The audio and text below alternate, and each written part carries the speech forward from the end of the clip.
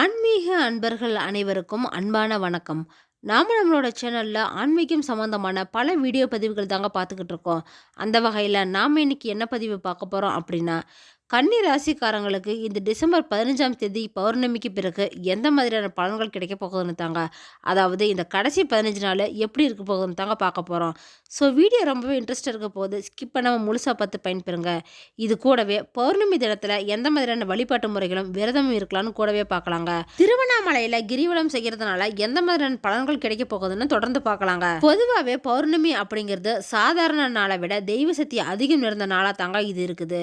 இந்த பௌர்ணமி நாளில் நாம விரதம் இருந்து வழிபாடு செஞ்சோம் அப்படின்னா நிறைய பலன்களை நமக்கு கிடைக்கும் அப்படின்னு எல்லாரும் தெரிஞ்ச ஒன்று தாங்க. பழங்காலத்துல இருந்து இந்த பௌர்ணமி வழிபாடு அப்படிங்கிறது ரொம்பவே விமர்சையான ஒரு நாளா தாங்க கொண்டாடப்பட்டது.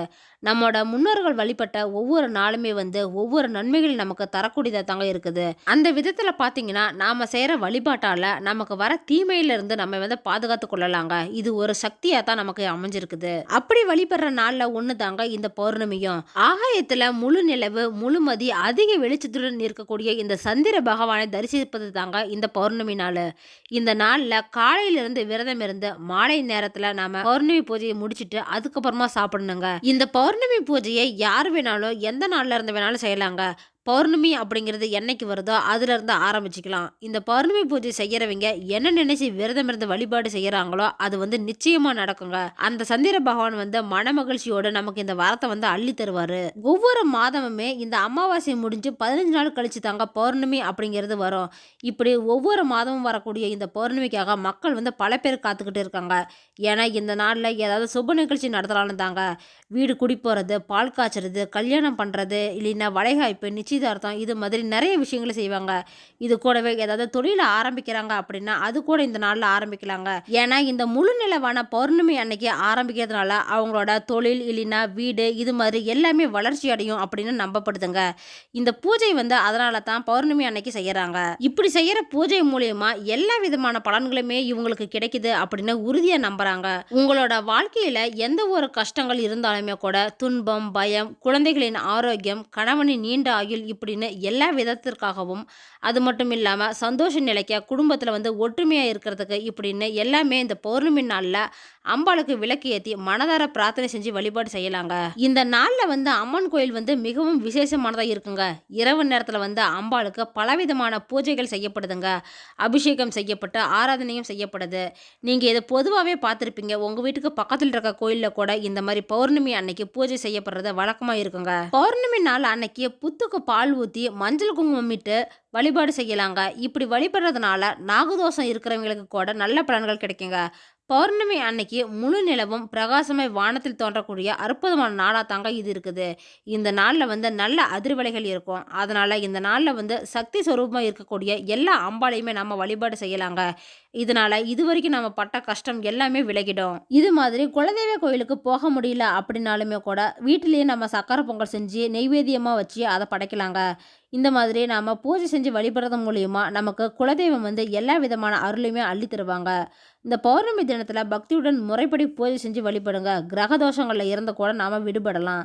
ஆரோக்கியமான வாழ்க்கையும் கிடைக்குங்க. இந்த மாதத்தில் வரக்கூடிய பௌர்ணமி அன்னைக்கு அம்பாளுக்கு மஞ்சள் கலரில் சேரீ வாங்கி கொடுங்க. மஞ்சள் மலர்களால் அர்ச்சனை செஞ்சு வழிபடுங்க. நெய்வேத்தியமாக சுண்டல், தயிர் சாதம், பழம் இதெல்லாம் வச்சு கூட வழிபாடு செய்யலாங்க. பௌர்ணமி அன்னைக்கு அருணாச்சல மலையை சுற்றி வரும் கிரிவலத்தில் ஆயிரக்கணக்கான பக்தர்கள் கலந்துக்கிறாங்க. இந்த 14 கிலோமீட்டர் நடைப்பயணத்தில் வெறும் உடல் பயணம் மட்டும் இல்லாமல் ஆன்மாவையும் தூய்மைப்படுத்துறதுக்கும் தெய்வ அருளை பெறத்துக்கும் தாங்க பக்தர்கள் கிரிவலம் போகிறாங்க. இதுக்கு வெளியூரில் இருந்து கூட மக்கள் நிறைய பேர் வராங்க. கூடவே ஃபாரினர்ஸ் கூட விசிட் பண்ணிட்டு போறாங்க. கிரிவலம் அப்படிங்கிறது பக்தி பூர்வமான ஒண்ணுங்க. அதை பொறுமையா தான் செய்யணும், அவசரப்படக்கூடாது. இந்த கிரிவலம் போறப்ப நாம ஓம் நமச்சிவாய அப்படிங்கிற மந்திரத்தை சொல்லிக்கிட்டே போலாங்க. திருவண்ணாமலையில சித்தர்கள் சூட்சும வடிவில கிரிவலம் வருவதா இன்றைக்குமே மக்கள் பல பேர் நம்புறாங்க. அதனால இந்த பௌர்ணமி அன்னைக்கு தான் கிரிவலம் போகணும் அப்படிங்கிறது அவசியம் இல்லைங்க. வருஷத்துல 365 நாளுமே இந்த மலையை வந்து சுத்தி வரலாம். கிரிவலம் போறது வந்து இடமிருந்து வலமா தாங்க சுத்தி வரணும். நமச்சிவாய மந்திரத்த சொல்லிக்கிட்டே நம்ம பிரச்சனைய தீரணும் அப்படின்னு வேண்டிக்கலாங்க. இந்த கிரிவல பாதையில 8 அஷ்டலிங்கங்கள் இருக்குதுங்க. இதுல வந்து ஒவ்வொரு ராசிக்குன்னு தனித்தனி லிங்கங்கள் அமைஞ்சிருக்குது. அந்த வகையில இந்த கன்னி ராசிக்காரங்களுக்குன்னு அமைஞ்சிருக்கிற லிங்கம் தாங்க இந்த ஈசானிய லிங்கம். இது வந்து வடகிழக்கு திசையில சுடலைக்கு பக்கத்துல தாங்க அமைஞ்சிருக்குது இந்த ஈசானிய லிங்கம். நந்தீஸ்வர பகவான் வந்து வணங்கிய மூர்த்தியா தாங்க இந்த சிவன் வந்து இங்கே காட்சி அளிக்கிறாரு. இந்த திசையோட அதிபதி வந்து புதன் பகவான் தாங்க. அதனால கல்வியில தேர்ச்சி பெறலாம். மிதுன ராசிக்காரங்களும் கன்னி ராசிக்காரங்களும் வழிபட வேண்டிய தனமா தாங்க இது அமைஞ்சிருக்குது. அந்த வகையில இந்த கன்னி ராசிக்காரங்களுக்கு இந்த மாதம் எந்த மாதிரியான பலன்கள் கிடைக்க போகுதுன்னு இப்ப பாக்கலாங்க. காதலர்களா இருக்கிற பட்சத்துல இந்த மாதம் வந்து உங்க உறவுல சில குழப்பங்கள் ஏதாவது வரலாங்க. பிரச்சனைகள் வரலாம் புதுசா ஏதாவது. ஆனா கொஞ்சம் விட்டு கொடுத்து போறது மூலியமா உங்களோட சண்டை சச்சரவு எல்லாமே சரியாகிடுங்க. உங்களோட சண்டையில் வந்து 3வது நபரை யாரையுமே தலையிட வைக்காதீங்க. கணவன் மனைவிக்கு இடையில இந்த மாதம் வந்து கருத்து வேறுபாடுகள்லாம் நிறையவே வருங்க. மனஸ்தாபம் ஏற்படலாம். ஆனாலுமே கூட திருமண வாழ்க்கை அப்படிங்கிறப்ப அது வந்து நல்லா மகிழ்ச்சியாக தாங்க இருக்கும். கொஞ்சம் அனுசரித்து போகிறது மூலியமா ரொம்பவே மகிழ்ச்சியான தருணங்களை வந்து நீங்கள் அனுபவிப்பீங்க. வீட்டில் உள்ள பெரியவங்க கிட்ட இணக்கமான சூழ்நிலை தாங்க உருவாகும். ஆனால் உங்கள் குழந்தைங்க கிட்ட மட்டும் கொஞ்சம் பிரச்சனைகள் வரலாம்.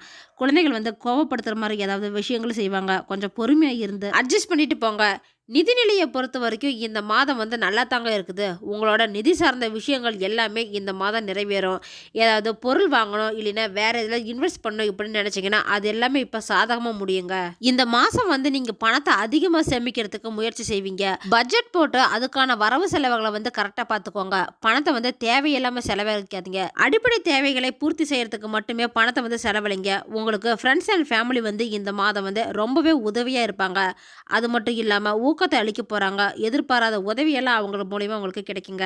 ஒட்டுமொத்தமா சொல்ல போனா இந்த மாதம் வந்து இந்த கன்னிராசிக்காரங்களுக்கு பண விஷயத்துல வந்து ரொம்பவே நல்லா தாங்க இருக்குது. அடுத்ததா உத்தியோக விஷயத்த பாத்தீங்கன்னா இந்த மாதம் வந்து உங்களுக்கு தொழில வந்து குறிப்பிடத்தக்க வளர்ச்சி கிடைக்குங்க. இந்த மாதம் வந்து எல்லாமே உங்களுக்கு முன்னேற்ற தரக்கூடிய வகையில தான் வெற்றி வாய்ப்புகளையும் கொடுக்கற மாதிரி தாங்க இருக்குது. குடும்பம் மற்றும் நண்பர்கள் வந்து உங்களுக்கு ரொம்பவே உதவியா இருப்பாங்க. வேலை செய்யற இடத்துல வந்து வேலை அதிகமா இருக்குங்க. ஆனாலும் அதெல்லாம் நீங்க சரியா முடிச்சு கொடுக்கறது மூலியமா உங்களுக்கு பதவி உயர்வு பாராட்டு இதெல்லாமே கிடைக்குங்க. சம்பள உயர்வு கிடைக்கிறதுக்கான வாய்ப்பு கூட இருக்குது. புதுசா வேலை தேடுறீங்க அப்படின்னா அந்த வேலைகள் உங்களுக்கு கிடைக்கிறதுக்கான வாய்ப்பு கூட நிறையவே இருக்குதுங்க. தொழில் வியாபாரத்தை பொறுத்த வரைக்கும் இந்த மாதம் வந்து முதலீடு செஞ்சீங்க அப்படின்னா அதை கொஞ்சம் பொறுமையாக யோசிச்சு எடுங்க. எந்த ஒரு முடிவு எடுத்தாலுமே, ஏன்னா அதில் கொஞ்சம் நஷ்டம் ஏற்படலாங்க. கூட்டு தொழிலில் எதுவுமே ஈடுபடாதீங்க. பார்ட்னர்ஸ் மூலியமா ஏதாவது பிரச்சனை வரலாம். அதனால உங்களோட வேலையை மட்டும் நீங்கள் கரெக்டாக செஞ்சீங்கன்னாவே போதுங்க. புதுசாக ஏதாவது தொழிலை ஆரம்பிக்கிறீங்க அப்படின்னா அது வந்து குறைஞ்ச அளவில் இன்வெஸ்ட் பண்ணி தொடங்குங்க. கொஞ்சம் நல்லது. உடல் ஆரோக்கிய விஷயத்தை பொறுத்த வரைக்கும் இந்த கன்னிராசிக்காரங்களுக்கு வந்து நல்லா தாங்க இருக்க போகுது. ஆனாலுமே கூட அந்த அஜீரண கோளாறு மட்டும் வரலாங்க. காலில் ஏதாவது பிரச்சனை கூட வரும். அதனால வெளியில் சாப்பிட்றத கொஞ்சம் தவிர்த்துக்கோங்க. சத்தான உணவுப் பொருளை வீட்டிலேயே எடுத்துக்கோங்க. பழங்கள் காய்கறிகள் இது மாதிரி தாங்க. அதோடு இந்த மாசத்துல வந்து உங்களுக்கு நல்ல ஒரு மன ஆரோக்கியம் தாங்க இருக்க போகுது. படிக்கிற ஸ்டூடெண்டா இருந்தீங்கன்னா இந்த மாதம் உங்களுக்கு ரொம்பவே கடினமான சூழ்நிலையில உருவாகுங்க. அதனால டீச்சர் சொல்றதுபடி கேட்டு நடந்துக்கோங்க. பரீட்சையில நல்ல மார்க் வாங்க முடியும். காலேஜ் ஸ்டூடெண்ட்டுக்கும் இந்த மாதம் வந்து கொஞ்சம் கஷ்டமா தாங்க இருக்கும். வெளியில போய் படிக்க நினைக்கிற மாணவர்கள் ஏதாவது தடையெல்லாம் வரலாம். அதெல்லாம் கொஞ்சம் சரி செய்ய பாருங்க. அது மட்டும் இல்லாம உங்களோட ப்ராஜெக்ட் சப்மிட் பண்றீங்க அப்படின்னா அதுல கொஞ்சம் ஒரு தடவைக்கு 2 தடவை செக் பண்ணி பார்த்துட்டு அப்புறமா சப்மிட் பண்ணுங்க. உத்திரம் 2, 3, 4ஆம் பாதத்துல பிறந்தவங்களுக்கு இந்த மாதம் வந்து வீண் அலைச்சல் எல்லாம் வருங்க. மற்றவங்களுக்கு உதவி செய்யற ஆர்வம் வந்து அதிகமாகுங்க. உங்களோட வாக்கு வன்மையால தான் இந்த மாதம் எல்லா காரியத்திலுமே வெற்றி அடைவீங்க. எதை செய்யறதா இருந்தாலும் கொஞ்சம் யோசிச்சு செய்யறது ரொம்பவே நல்லதுங்க. பண விஷயத்துல மட்டும் கொஞ்சம் கஷ்டமான சூழ்நிலை தாங்க இருக்கும். ஏதாவது நஷ்டங்கள் ஏற்படலாம். அதனால பார்த்து கவனமா இருந்துக்கோங்க. அஸ்தம் நட்சத்திரத்தில் பிறந்தவங்க வந்து இந்த மாதம் காரிய அனுகூலம் எல்லாமே உண்டாக போகுதுங்க. எடுத்த காரியத்தை வந்து நீங்க திறமையா செஞ்சு முடிக்குவீங்க. அதுக்கான தேவையான உதவிகள் கூட உங்களுக்கு கிடைக்குங்க. உங்க மேல உங்களுக்கே ஒரு நம்பிக்கை வருங்க. ராசிநாதனான புதன் சஞ்சாரத்தால புத்தி தெளிவு உங்களுக்கு உண்டாக போகுது. எந்த பிரச்சனையா இருந்தாலும் அதை வந்து தைரியமா எதிர்கொள்றதுக்கு உங்களுக்கு துணிச்சலை ஏற்படுத்த போறாருங்க. சித்திரை 1, 2ஆம் பாதத்துல பிறந்தவங்க இந்த மாதம் வந்து மனக்கவலை எல்லாம் சரியாகிடுங்க. ரொம்ப நாளா உங்க மனசு போட்டு குழப்பிக்கிட்டு இருந்த பிரச்சனைகள் எல்லாமே இப்போ ஒரு தீர்வு கிடைக்க போகுது. அதனால உங்களுக்கு சாதகமான பலன்கள் தாங்க கிடைக்கும். தொழில் வியாபாரத்துல முன்னேற்ற பாதையில தாங்க போவோம். அதனால சிறப்பாக செயல்பட முடியும். நம்பிக்கை கூட உங்களுக்கு அதிகமாக ஏற்படுங்க. எதிர்பார்த்த அளவுக்கு பண உதவி கிடைக்கும். கிடைக்கும். வேற ஏதாவது நீங்க லோன் கேட்டிருக்கீங்க அப்படின்னா, அது கூட சாங்ஷன் ஆகுற வாய்ப்பு இருக்குதுங்க. இது மாதிரியான பலன்கள் தாங்க இந்த மாதம் கன்னி ராசிக்காரங்களுக்கு அமைஞ்சிருக்குது. ஒரு சில தடைகள் எல்லாத்தையுமே தகர்த்தெறிய புதன்கிழமையில ஆஞ்சநேயரை வெண்ணெய் சாத்தி வணங்குங்க. எல்லா நன்மைகளும் உங்களுக்கு கிடைக்கும். மனோதைரியம் அதிகமாகுங்க. ஓகே ஃப்ரெண்ட்ஸ், இந்த வீடியோ பதிவு உங்களுக்கு பயனுள்ளதா இருக்கும் அப்படின்னு நினைக்கிறேன். அடுத்தடுத்து நம்ம சேனல்ல ஆன்மீகம் சம்பந்தமான பல வீடியோ பதிவுகள் தாங்க வரப்போகுது. ஸோ நம்ம சேனலை நீங்கள் ஃபர்ஸ்ட் டைம் இப்போ தான் பார்க்குறீங்க அப்படின்னா சப்ஸ்கிரைப் பண்ணி வச்சுக்கோங்க. கூடவே பெல் ஐக்கானையும் கிளிக் பண்ணி வச்சுக்கோங்க. அப்போ தான் நாங்கள் போடுற வீடியோ பதிவு உங்களுக்கு உடனே நோட்டிஃபிகேஷனாக கிடைக்குங்க. இந்த வீடியோ உங்களுக்கு பிடிச்சிருந்தா லைக் பண்ணுங்க, ஷேர் பண்ணுங்க, கமெண்ட் பண்ணுங்க. அதோடு உங்கள் ஃப்ரெண்ட்ஸ் அண்ட் ஃபேமிலிக்கும் ஷேர் பண்ணுங்க. அவங்களும் இந்த வீடியோ பதிவை பார்த்து பயன்பெறட்டும். மற்றொரு ஆன்மீக தகவல் வீடியோவோடு உங்களை சந்திக்கிறேன். ஆன்மீக அன்பர்களான உங்களுக்கு நன்றியும் வணக்கமும்.